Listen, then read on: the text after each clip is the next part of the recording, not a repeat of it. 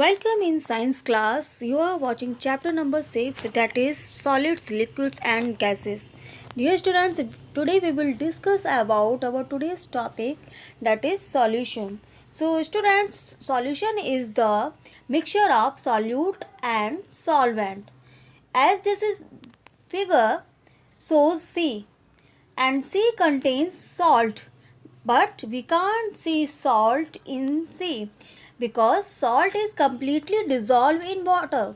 So dear students, solution is the mixture of solute and Sugar dissolves solvent. in water, but As sand there does are not two dissolve. types of We can substances. say that sugar The is first soluble type and sand of substance is are insoluble called in water. soluble, The and substance second which type is of soluble substances in is other called substance insoluble. is called the Soluble solvent. substances are Here, dissolved in sugar water, is the solute. but insoluble The substance substances in which a doesn't. solute is dissolved So is students, called the solvent. when solute Here, dissolve water in is the solvent, solvent. it forms Sugar, solution. solute Of solute plus are water, solvent. sugar, salt, and sweet examples water. are of Solution. solvent are water, Effect milk, of a etc. solute on the volume When of a we- solution. The level remains almost the same.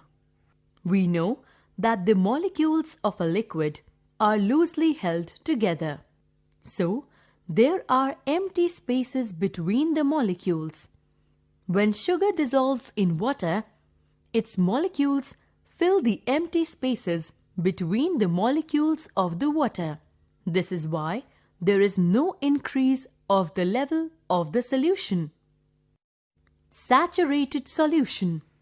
If we keep on dissolving sugar in the fixed amount of water, after certain time it will dissolve no more. Why? The empty spaces between the molecules of the water are completely filled up with the molecules of sugar. This solution is called a saturated solution.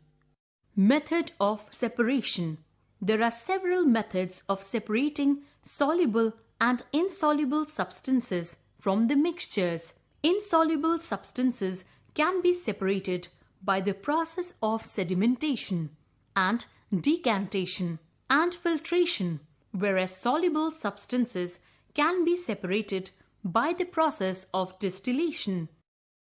Sedimentation and decantation. Add some sand to a glass of water and stir it. Leave it for 15 minutes. Now observe the glass carefully. You will see the sand particles settled at the bottom of the glass. The water above the sand particles is clean. The sand that settles down is called sediment, and the process is known as sedimentation. Now pour the clean water into another glass slowly as shown in the figure. The insoluble impurities settle at the bottom of the first glass as sediment. This process of pouring water is called decantation. Filtration. Insoluble impurities can be removed by the process of filtration. Fold a sheet of filter paper into half and then into quarters as shown in the figure. It takes the shape of a cone when we open it. Place it in a funnel as shown in the figure. Place the funnel with the conical filter paper inside the mouth of a bottle. Now pour a mixture of sand water into the funnel. What do you see? Clean water collects in the glass and sand particles stay on the filter paper. This process of pouring water through a filter paper that allows water to pass but not solid particles is called filtration. Distillation. This method is best for separating a liquid from a solution. Methods of evaporation and condensation are used for removing soluble substances from water.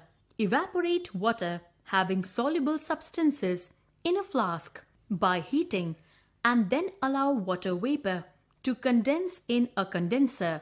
This process is known as distillation. Know this. Solutions can be a mixture of liquids, gases, and solids.